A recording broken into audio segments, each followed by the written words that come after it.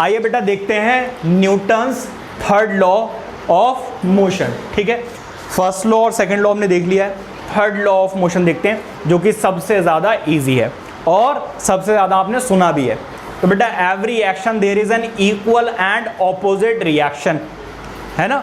जैसे कि मान लीजिए आप इस वॉल पे हिट करोगे धीरे से तो बेटा कम चोट लगेगी, और अगर ज़्यादा ज़ोर से हिट करोगे तो ज़्यादा चोट लगेगी। तो बेटा किसी भी ऑब्जेक्ट पे जब आप फोर्स लगाते हो तो उतनी ही फोर्स वही ऑब्जेक्ट आपके ऊपर भी लगाता है। जैसे कि आप पैडलिंग कर रहे हो, अगर धीरे धीरे करोगे तो साइकिल धीरे धीरे चलेगी, स्पीड से करोगे, बहुत ज़्यादा फोर्स लगाओगे तो वो ज़्यादा तेज चलने लगती है ना।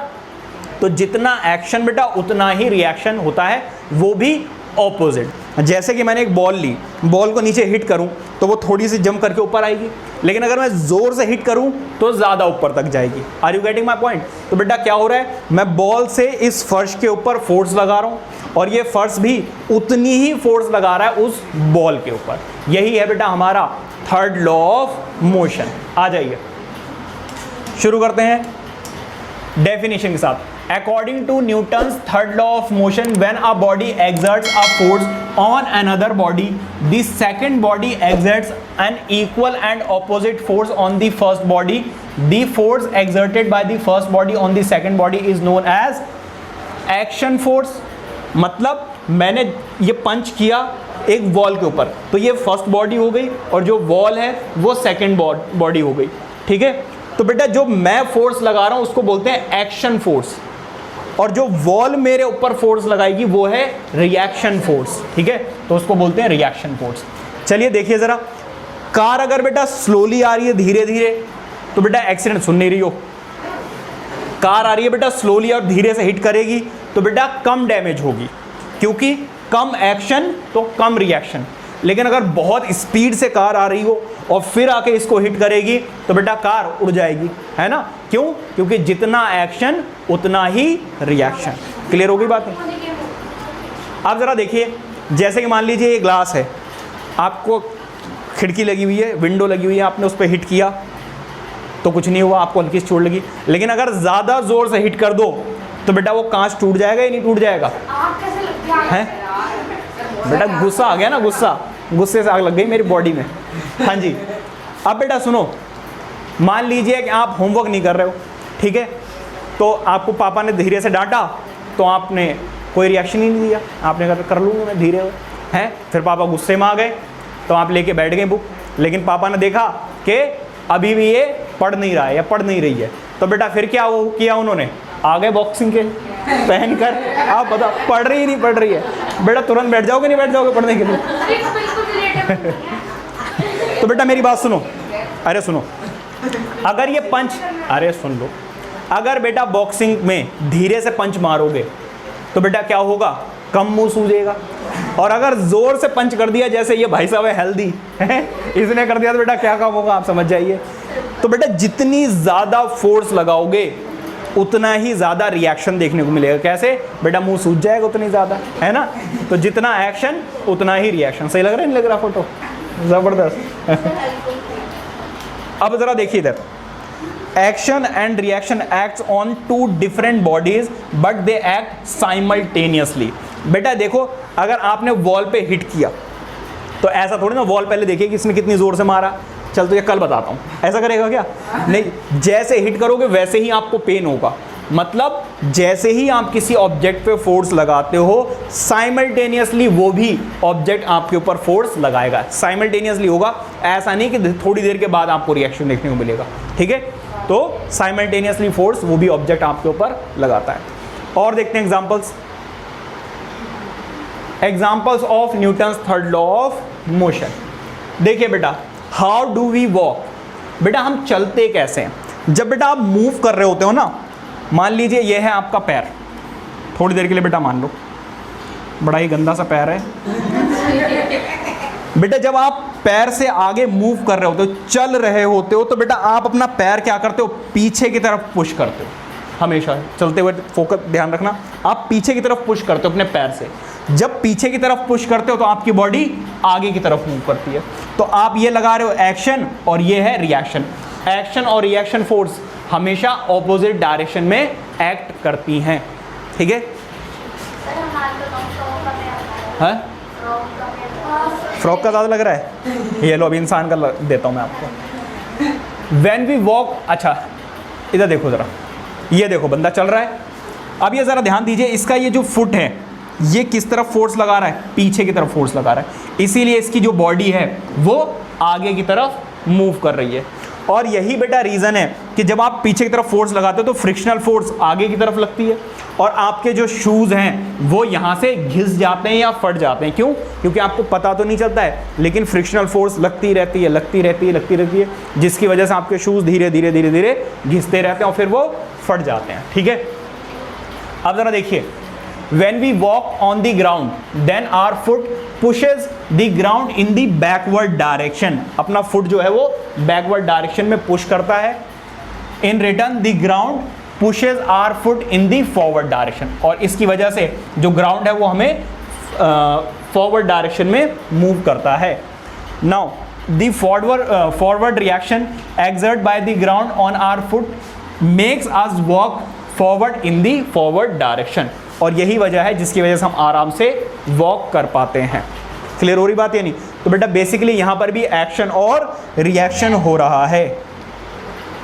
अब जरा देखिए, ये आपने देखे होंगे कार्ड्स होते हैं, ठीक है। अब बेटा यहां पे हो क्या रहा है, बेटा ये जो हॉर्स हैं ये जितनी जोर से पीछे की तरफ फोर्स लगाएंगे, हाँ जी भाई इधर ध्यान दो, जितनी जोर से पीछे की तरफ फोर्स लगाएंगे उतनी ही स्पीड से ये जो कार्ड है वो आगे की तरफ बढ़ेगा, है ना। तो बेटा जितना एक्शन उतना ही रिएक्शन। और आपने ये भी नोटिस किया होगा कि कई बार जब ये जो हॉर्सेस होते हैं ज़्यादा स्पीड से नहीं चल रहे होते हैं तो ये पीछे से इसको हंट करते हैं, डंडा रखते हैं हाथ में, ज़ोर से मारते हैं। तो जब उनके चोट लगती है तो ये बहुत तेज़ से दौड़ने लगते हैं, जिसकी वजह से इनकी एक्शन फोर्स ज़्यादा हो जाती है और इसी वजह से जो ग्राउंड है उसकी रिएक्शन फोर्स भी ज़्यादा होती है, जिसकी वजह से जो कार्ड है वो बहुत स्पीड से आगे बढ़ने लगता है। हाँ जी, नहीं वो नहीं है, उसकी वजह से आप भाग रहा है वो अलग चीज़ है। हाँ जी बेटा आगे आ जाइए। हाउ डू वी स्विम, बेटा स्विम कैसे करते हैं आपको पता है। जब आप स्विम कर रहे हो तो आप अपने हाथों को ऐसे की आगे की तरफ लेकर जाते हो और बेसिकली करते क्या हो, वाटर को पीछे की तरफ पुश करते हो। वाटर को पीछे की तरफ पुश करोगे तो आपकी बॉडी जो है वो आगे की तरफ मूव कर जाएगी, जो वाटर है वो आगे की तरफ आपको पुश कर देगा। Are you getting my point? तो यही फंडा है एक्शन और रिएक्शन का, जिसकी वजह से यहाँ पे थर्ड लॉ ऑफ मोशन काम कर रहा है। देखिए, a swimmer pushes the water in the backward direction move करेगा, with his hands and feet move in the forward direction and in the water pushes the swimmer in the forward direction. और यही वजह है कि water जो है वो उसको फॉरवर्ड डायरेक्शन में मूव कर देता है। ठीक है, अब जरा देखिए, due to this swimmer moves in the forward direction, और यही वजह है जिसकी वजह से स्विमर आगे की तरफ मूव करता है। जरा पिक्चर देखिए, रोड नहीं है बेटा, ये रिवर है, रिवर। अरे नहीं, ये दिल्ली का रोड नहीं है बेटा ये। अरे बस मस्ती नहीं बेटा। जरा देखो इसने क्या किया, इस वाटर को पीछे की तरफ पुश किया विद हिज हैंड, और हैंड से पीछे करने की वजह से इसकी बॉडी जो है वो फॉरवर्ड डायरेक्शन में मूव कर गई। ठीक है, तो यहाँ पर ये एक्शन फोर्स है और ये रिएक्शन फोर्स है। ठीक है, अब जितनी ज़ोर से ये हाथों को मारेगा चलाएगा उतनी स्पीड से ये आगे की तरफ मूव करेगा।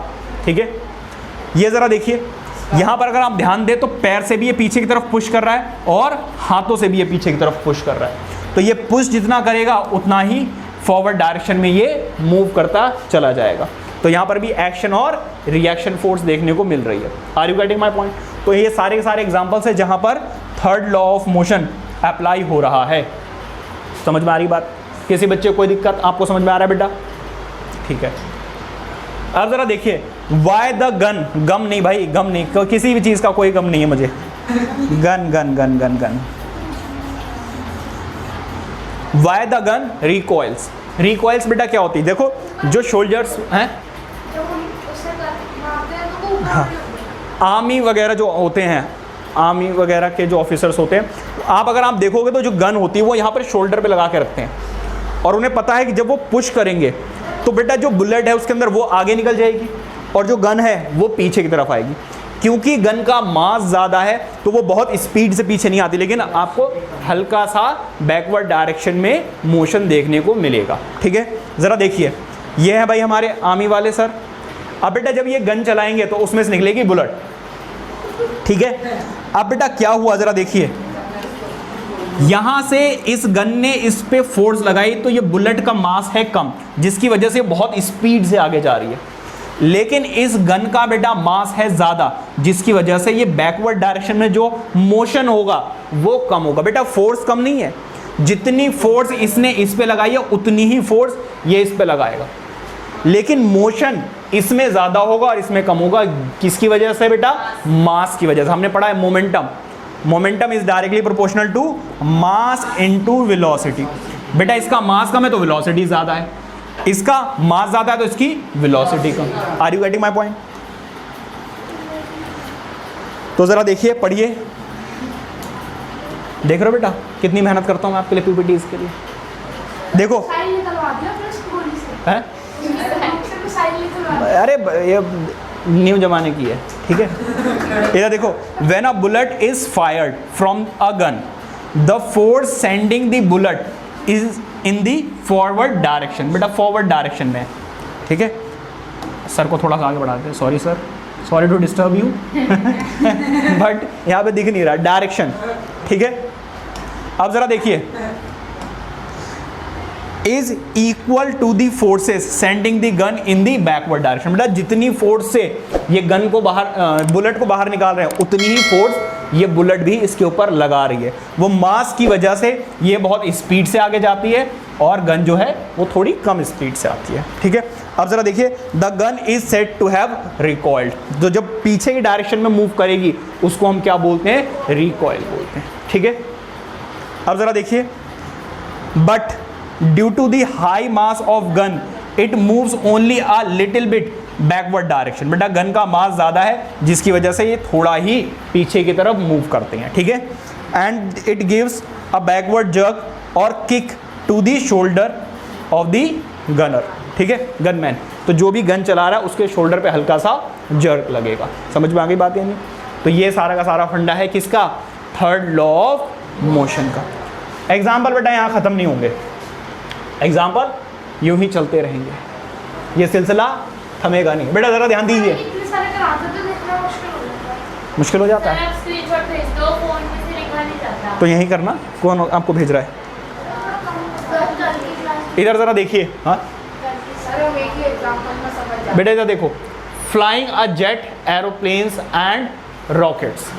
ठीक है, ये एरोप्लेन्स और रॉकेट्स कैसे मूव करते हैं आगे की तरफ वो ज़रा समझिए फंडा।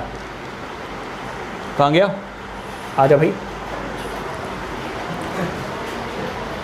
चलो ज़रा समझिए। अरे ये चलो इसको बाद में पढ़ेंगे। ठीक है, यहाँ पे ज़रा ध्यान दीजिए बेटा, ये बाद में पढ़ेंगे।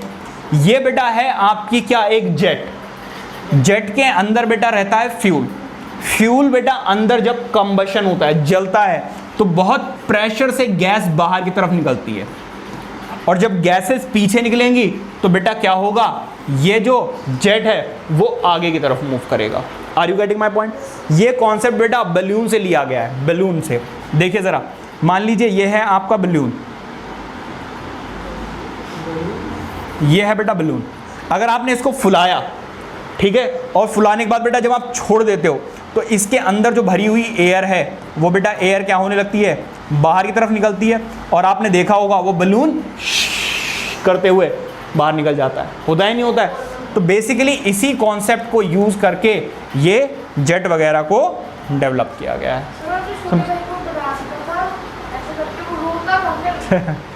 अब ज़रा देखिए, ये देखिए, जितने भी फाइटर प्लेन्स वगैरह होते हैं या जेट वगैरह होते हैं या एरोप्लेन होते हैं, ये सारे के सारे इसी कॉन्सेप्ट पे काम कर रहे हैं। आप पीछे देखिए कितनी, मतलब जो जेट वाले होते हैं, जो एरोप्लेन होते हैं, उनको थोड़ा कम स्पीड से जाना होता है। ठीक है, नॉर्मल स्पीड से तो बहुत ज़्यादा है, लेकिन बेटा जो जेट वगैरह ये फाइटिंग में यूज़ होते हैं, फाइट करते वक्त, तो ये बिल्कुल गोली की तरह जाते हैं और इस केस में इन्हें बहुत स्पीड से मूव करना होता है, इसलिए यहाँ पर आप देखते हो कंबशन बहुत ज़्यादा होता है।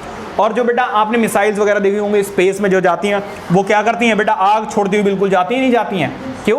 क्योंकि उनके अंदर बेटा हाइड्रोजन गैस होती है। वो चलो फ्यूल वगैरह छोड़ो, जो इनके अंदर फ्यूल होता है वो बेटा कंबशन होता है, मतलब जलता है। जलने की वजह से जो गैसेस निकलती हैं वो प्रेशर से बाहर निकलती हैं, और जिसकी वजह से ये रॉकेट हवा में पहुंच जाता है। समझ में आ रही बात या नहीं? तो यहां पर भी बेसिकली क्या हो रहा है, यहां पे लग रही है एक्शन फोर्स, जिसकी वजह से देखने को मिल रही है आपको रिएक्शन फोर्स।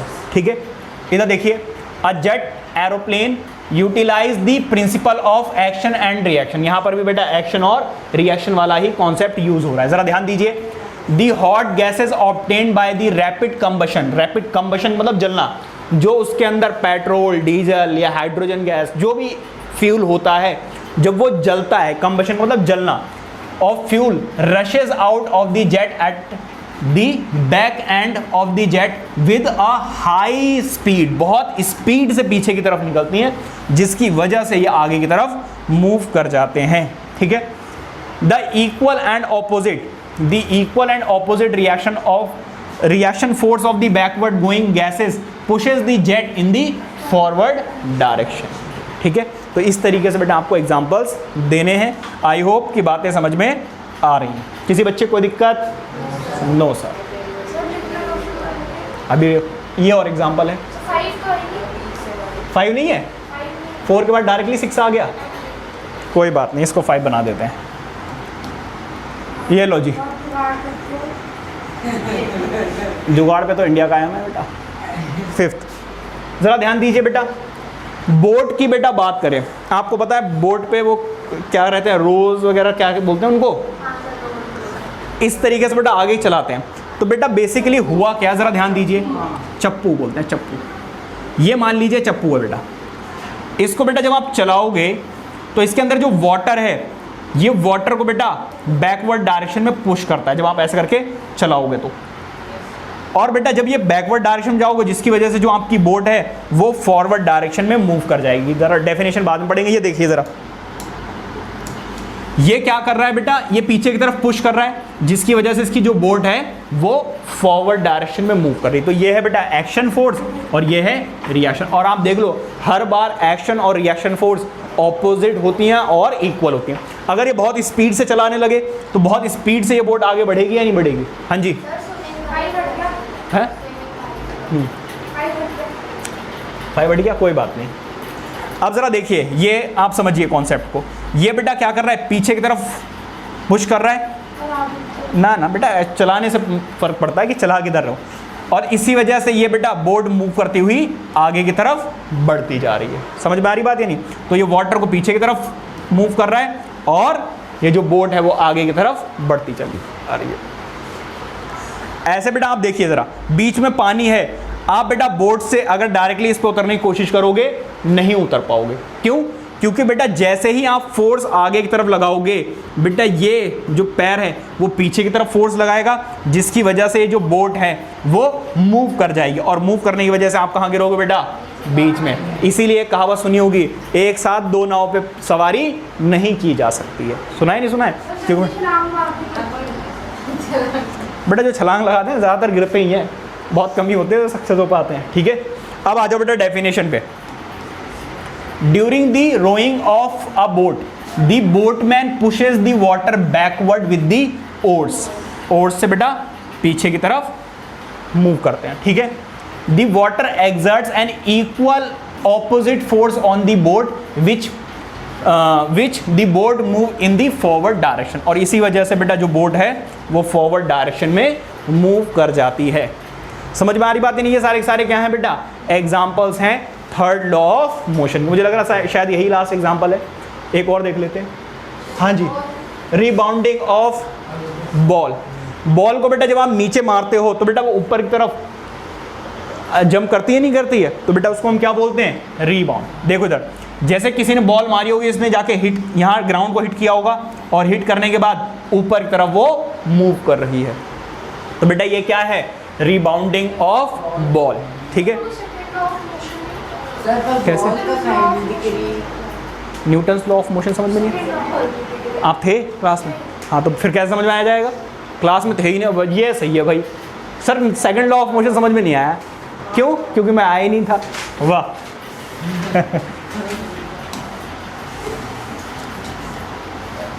इधर देखो जरा, a ball rebounds after striking against a flow, या फिर ग्राउंड या जो भी है, ठीक है।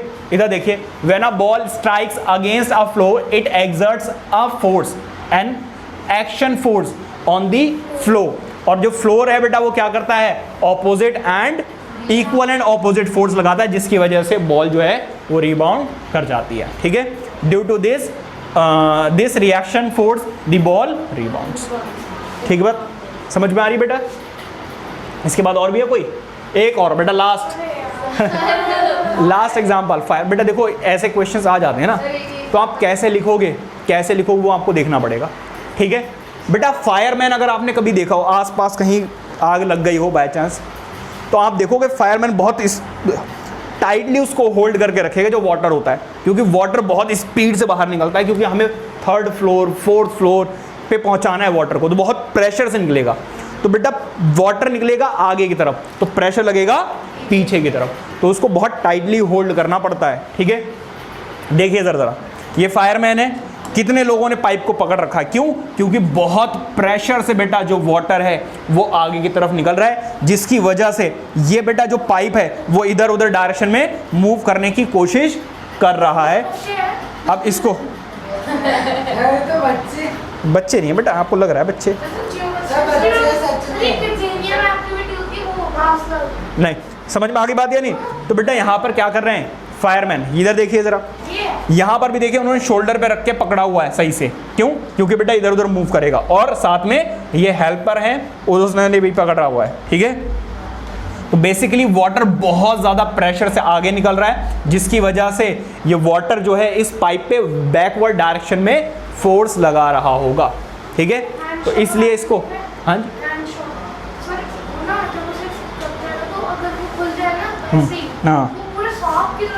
हाँ वही क्योंकि बेटा ये मूवेबल होता है ना, हाँ ये भी ऐसे ऐसे मूव करेगा।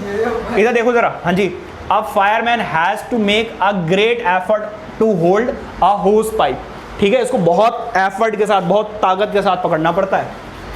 Now this is because the stream of water rushing through the hose pipe in the forward direction with a large speed exerts a large reaction force on the hose pipe। तो बहुत ज़्यादा pressure बेटा ये water भी इसके ऊपर लगा रहा है, वो भी बैकवर्ड डायरेक्शन में, ठीक है। तो अगर बेटा इसको होल्ड करके नहीं रखेंगे तो पाइप पूरा लहरा जाएगा एकदम सांप की तरह, ठीक है। अब जरा देखिए, this reaction force tends to move the hose pipe in the backward direction, ठीक है। Now therefore the fireman struggles to hold the hose pipe strongly to keep it at rest। तो उसको रोक के रखने में बेटा उन्हें बहुत ज़्यादा मेहनत करनी पड़ती है। आई होप के सारे एग्जाम्पल्स बहुत अच्छे से समझ में आ गए होंगे। कोई और तो नहीं एग्जाम्पल, एक बार देख लेता हूँ भाई। नहीं अब नहीं है बेटा। तो आज हम बेटा यहीं तक करने वाले हैं, ठीक है। सारे के सारे एग्जाम्पल्स आई होप अच्छे समझ में आ गए होंगे, और अगर किसी कोई डाउट है तो पूछ सकता है। क्लियर है सब कुछ? Please note it down.